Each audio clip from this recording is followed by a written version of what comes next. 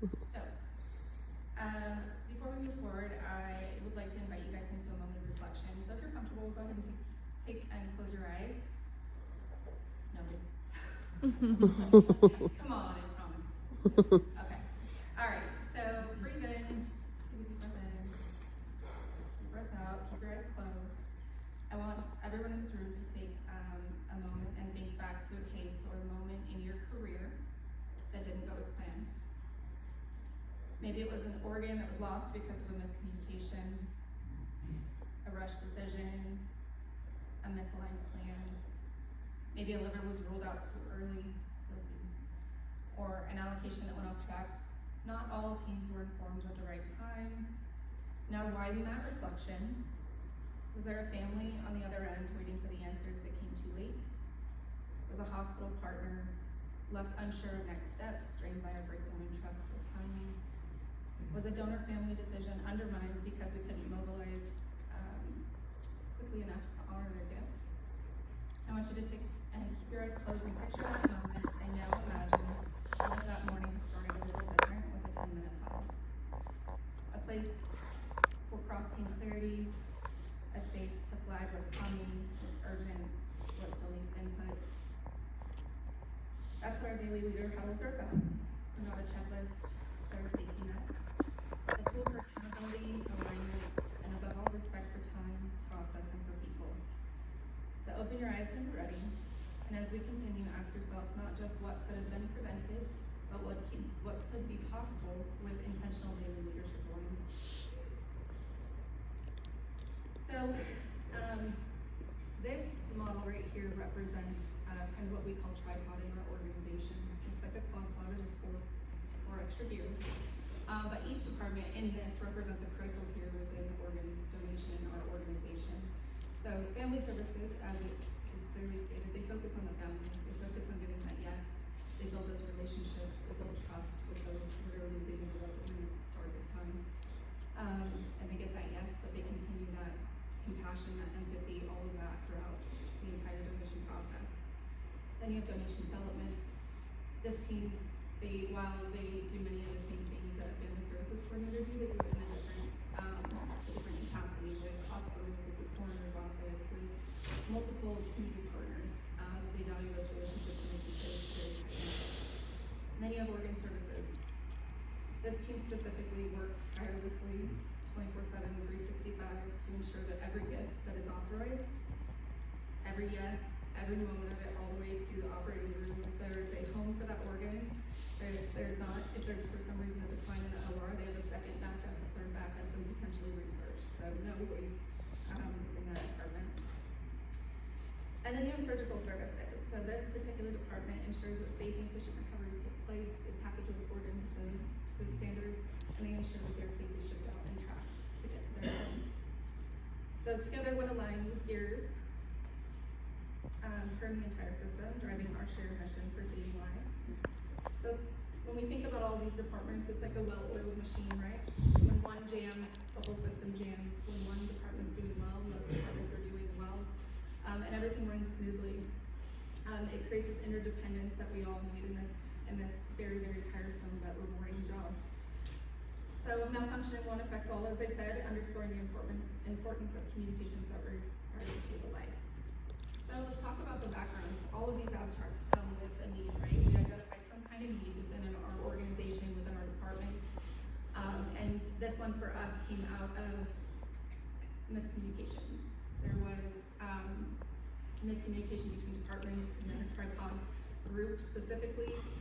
Information was going from one leader to the next, or maybe to the frontline staff, and sometimes it was getting fragmented, sometimes it gets twisted in translation. I think everybody here can agree to that, right?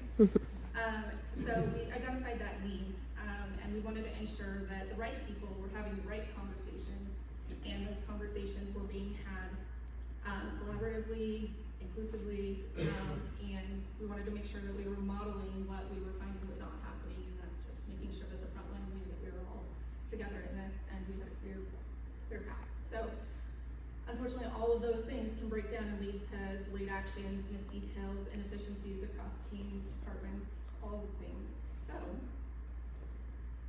Why? Why did we need that change? Well, it's very evident, right? We wanted to make sure that there were no gaps in the case in the updates and the planning, and we wanted to make sure all of our stakeholders, whether hospital partners or the coroner or even the families, were clear on what we were going to do. So before we introduced this, we again had those repeated breakdowns in the communication that hindered our ability to serve donors and recipients effectively. Important updates that we were slipping through the cracks. We wanted to make sure that we had that cohesion. Leadership teams, though well-intentioned, were not consistently demonstrating that cross-functional unity. So we recognized that need for that reliable structure. So it would bring all the leadership voices, the ones that were particular to that day. A lot of our team actually, our organ leadership actually functions as an administrator on call. So we made sure that that particular AOC or that leader or from each department, we made sure that they were all part of these huddles. So these weren't just a meeting, but they were a commitment to clarity, to collaboration, and it was accountability at every level of that tripod group. So we took action, we built that system, and we made collaboration the default, not an exception. So purpose with passion, everybody on that tripod team is there. They're all, whether they're clinical or not, they all have passion for what we do. I don't think there's anybody on any of those teams that don't go in every day with the mission in mind. So this again was born in that need, born out of that need. And so again, it wasn't just about the communication, it was about the accountability, ensuring that those fragmented conversations, that they were no more or avoided altogether. We shared a promise to do better, and our teams, our partners, and most importantly, our donors and recipients yielded the benefits of that. So our solution, very clear, our daily leader huddle, which is why I'm here to present this to you today. So it was very simple. It's held Monday through Friday. We do have a team call every day at 9 o'clock that we go over every single donor, high potential referrals, things like that. But this one was more focused, and again, leadership held at 9:30 every day. So it included leaders again from organ, surgical, and hospital and family services, also known as donation development. And it was structured and consistent. It was a real-time forum for everybody's voice to be heard. So this started in May of 2024, so we've had just over a year of information for me to kind of pull from. And while this started as simply like an organ type leadership, we realized very quickly we needed the voices from the other teams that truly helped us move donation forward. So, and the topics continued to change as well. So, what we do in that said huddle. Okay, so again, it was more than a meeting, it became a strategic checkpoint for us.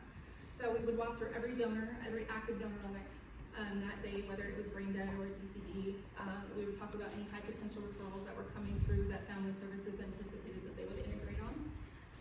We would talk about some issues that may or may not have come up the day before. So if we had an issue with a OR the previous night, we would discuss those real time and figure out what the issue was and if there was any customer service that needed to be provided on the donation development side. We would call this, it was a proactive way to assess each scenario, respond in real time, making sure we were minimizing those oversights. But beyond the operational gains, the huddle reinforced culture of accountability and transparency. So if I was AOC the day before and I got on the huddle the next day and something didn't go right, I owned it. Each leader brings their own unique perspective. So our leadership team consists of many different individuals, many different backgrounds, and many different OPOs. So we have all worked to transform the way we communicate and collaborate, and ultimately it became the foundation of our daily momentum towards our shared goal, which was honoring that gift and ensuring that it went on to save a life. So the results literally, they spoke volumes, but figuratively they helped with culture. So I'll talk a little bit about the data piece. So this part of the daily leader huddle was focused on the resources that we were utilizing. So for many donors, we foresaw potential opportunities to utilize perfusion and what we could do to aid simultaneously avoiding discarding that organ and throwing away a gift that a family said yes to. So I gave you 3 years of data. As I did say that this particular huddle did start in May of 2024. So you've got a couple years back, so you can tell in 2023 to 2024 the kidneys that we pumped. Now this blue graph represents kidneys that were pumped and transplanted.